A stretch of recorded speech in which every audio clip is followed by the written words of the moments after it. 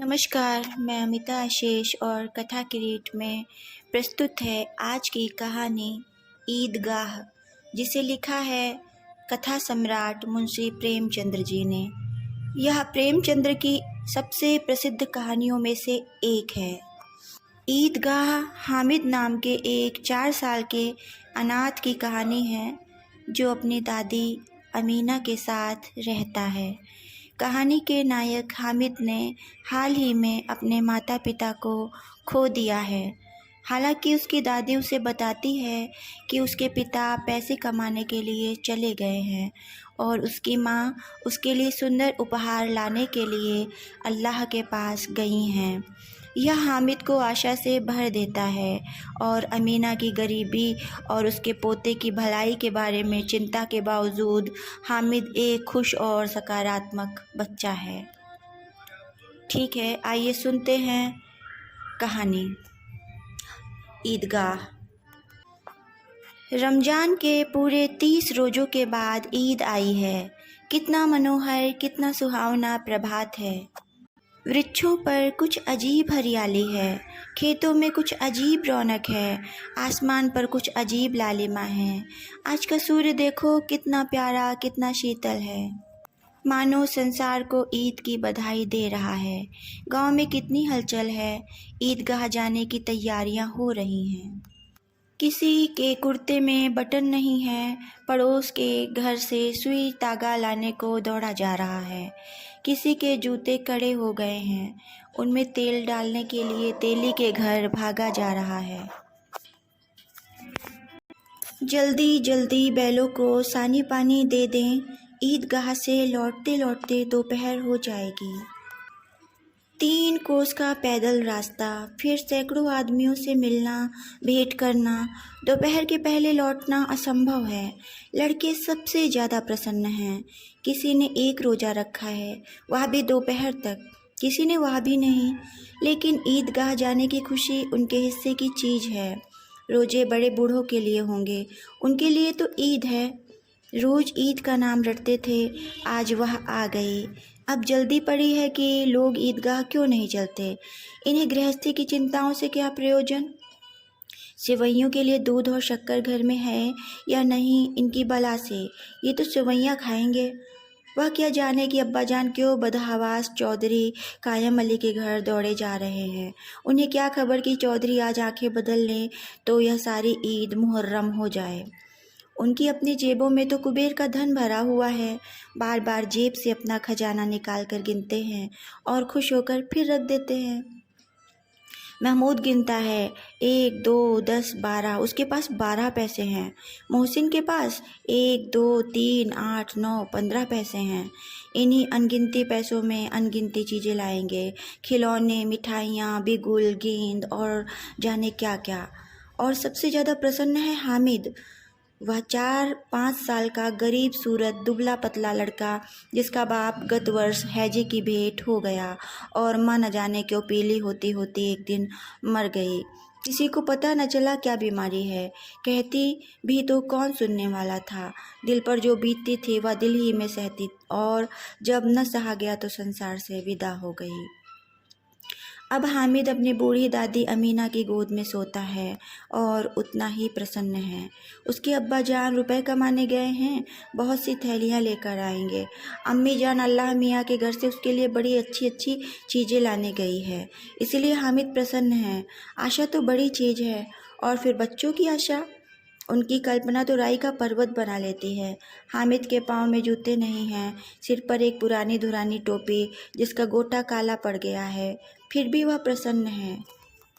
जब उसके अब्बा जान थैलियाँ और अम्मी जान नियामतें लेकर आएंगी तो वह दिल के अरमान निकाल लेगा।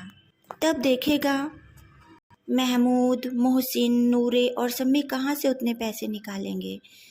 अभागिनी अमीना अपनी कोठरी में बैठी रो रही है। आज ईद का दिन और उसके घर में दाना नहीं। आज आबिद होता तो क्या इस तरह ईद आती और चली जाती। इस अंधकार और निराशा में वह डूबी जा रही है। किसने बुलाया था इस निगोड़ी ईद को। इस घर में उसका काम नहीं, लेकिन हामिद, उसे किसी के मरने जीने से क्या मतलब। उसके अंदर प्रकाश है, बाहर आशा। विपत्ति अपना सारा दल बल लेकर आए, हामिद की आनंद भरी चितवन उसका विध्वंस कर देगी। हामिद भीतर जाकर दादी से कहता है, तुम डरना नहीं अम्मा, मैं सबसे पहले जाऊंगा, बिल्कुल न डरना। गांव से मेला चला और बच्चों के साथ हामिद भी जा रहा था। सबके सब दौड़कर आगे निकल जाते, फिर किसी पेड़ के नीचे खड़े होकर साथ वालों का इंतजार करते। ये लोग क्यों इतना धीरे चल रहे हैं? हामिद के पैरों में तो जैसे पर लग गए हैं, वह कभी थक सकता है। शहर का दामन आ गया। सड़क के दोनों ओर अमीरों के बगीचे हैं, पक्की चारदीवारी बनी हुई है। सड़क के किनारे पेड़ों में आम और लीचियां लगी हुई हैं। कभी कभी कोई लड़का कंकड़ उठाकर आम पर निशाना लगाता है। माली अंदर से गाली देता हुआ निकलता है। लड़के वहाँ से एक फरलांग पर हैं, खूब हंस रहे हैं। माली को कैसे उल्लू बनाया है। अब बस्ती घनी होने लगी थी।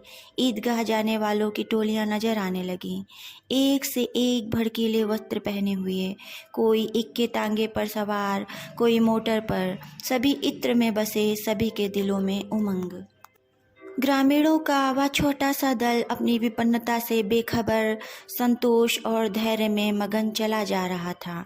बच्चों के लिए नगर की सभी चीज़ें अनोखी थीं। जिस चीज़ की ओर ताकते ताकते ही रह जाते और पीछे से बार बार हॉर्न की आवाज़ होने पर भी वह न चेतते।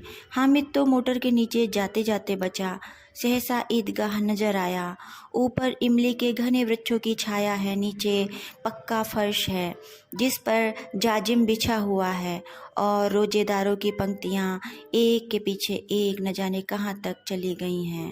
पक्की जगत के नीचे तक, जहाँ जाजिम भी नहीं है। नए आने जाने वाले आकर पीछे की कतार में खड़े हो जाते हैं। आगे जगह नहीं है। यहाँ कोई धन और पद नहीं देखता। इस्लाम की निगाह में सब बराबर हैं।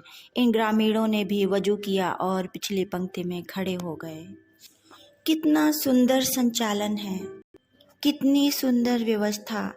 लाखों सिर एक साथ सिजदे में झुक जाते हैं, फिर सबके सब एक साथ खड़े हो जाते हैं, एक साथ झुकते हैं और एक साथ घुटनों के बल बैठ जाते हैं।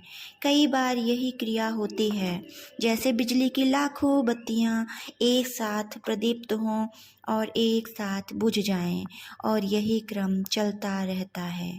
कितना अपूर्व दृश्य था, जिसकी सामूहिक क्रियाएं, विस्तार और अनंतता हृदय को श्रद्धा, गर्व और आत्मानंद से भर देती थीं। मानो भ्रातृत्व का एक सूत्र इन समस्त आत्माओं को एक लड़े में पिरोए हुए है। नमाज खत्म हो गई है, लोग आपस में गले मिल रहे हैं। तब मिठाई और खिलौने की दुकान पर धावा होता है। ग्रामीणों का वह दल इस विषय में बालकों से कम उत्साही नहीं है। यह देखो हिंडोला है, 1 पैसा देकर जाओ। कभी आसमान पर जाते हुए मालूम होंगे, कभी ज़मीन पर गिरते हुए। चरखी है, लकड़ी के हाथी, घोड़े, ऊंट छड़ों से लटके हुए हैं। 1 पैसा देकर बैठ जाओ और 25 चक्करों का मजा लो। महमूद और मोहसिन, नूरे और सम्मी इन घोड़ों और ऊँटों पर बैठते हैं। हामिद दूर खड़ा है। 3 ही तो पैसे हैं उसके पास। अपने कोष का 1/3 जरा सा चक्कर खाने के लिए वह नहीं दे सकता। खिलौनों के बाद मिठाइयाँ आती हैं। किसी ने रेवड़ियाँ ली हैं, किसी ने गुलाब जामुन, किसी ने सोहन हलवा मज़े से खा रहे हैं। हामिद बिरादरी से पृथक है। अभागे के पास 3 पैसे हैं, क्या नहीं कुछ लेकर खाता? ललचाई आंखों से सबकी ओर देखता है। मिठाइयों के बाद कुछ दुकानें लोहे की चीज़ों से सजी हुई हैं, कुछ गिलट और कुछ नकली गहनों की हैं। लड़कों के लिए यहाँ कोई आकर्षण न था। वह सब आगे बढ़ जाते हैं। हामिद लोहे की दुकान पर रुक जाता है। कई चिमटे रखे हुए थे। उसे ख्याल आया, दादी के पास चिमटा नहीं है। तवे से रोटियां उतारती हैं तो हाथ जल जाता है। अगर वह चिमटा लेकर जाकर दादी को दे दे तो वह कितना प्रसन्न होंगी। फिर उनकी उंगलियां भी कभी नहीं जलेंगी। घर में एक काम की चीज़ हो जाएगी। खिलौने से क्या फ़ायदा, व्यर्थ में पैसे खराब होते हैं। उसने दुकानदार से पूछा, यह चिमटा कितने का है? दुकानदार ने उसकी ओर देखा और कोई आदमी साथ न देखकर कहा, यह तुम्हारे काम का नहीं है जी। बिकाऊ है कि नहीं? बिकाऊ क्यों नहीं है? और यहाँ क्यों लाद लाए हैं? तो बताते क्यों नहीं कै पैसे का है? 6 पैसे लगेंगे। हामिद का दिल बैठ गया। ठीक ठीक बताओ। ठीक ठाक 5 पैसे लगेंगे, लेना हो तो लो, नहीं तो चलते बनो। हामिद ने कलेजा मजबूत करके कहा, 3 पैसे लोगे? यह कहता हुआ वह आगे बढ़ गया कि दुकानदार की घुड़कियां न सुने, लेकिन दुकानदार ने घुड़कियां नहीं दी, बुलाकर चिमटा दे दिया। हामिद ने उसे इस तरह कंधे पर रखा मानो बंदूक है और शान से करता हुआ संगियों के पास आया। 11 बजे सारे गांव में हलचल मच गई। मेले वाले आ गए।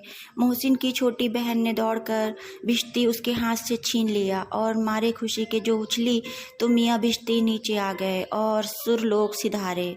इस पर भाई बहन में मारपीट हुई। दोनों खूब रोए। उनकी अम्मा शोर सुनकर बिगड़ी और दोनों को ऊपर से 2-2 चांटे और लगाए। अब मियाँ हामिद का हाल सुनिए। अमीना उसकी आवाज़ सुनते ही दौड़ी और उसे गोद में उठाकर प्यार करने लगी। सहसा उसके हाथ में चिमटा देखकर वह चौंकी।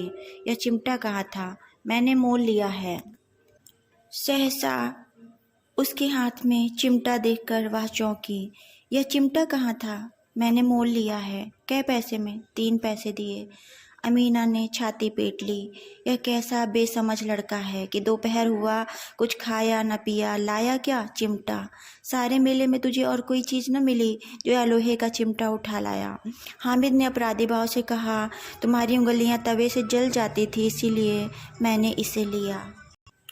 बुढ़िया का क्रोध तुरंत स्नेह में बदल गया और स्नेह भी वह नहीं जो प्रगल्भ होता है और अपनी सारी कसक शब्दों में बिखेर देता है। यह मूक स्नेह था, खूब ठोस, रस और स्वाद से भरा हुआ।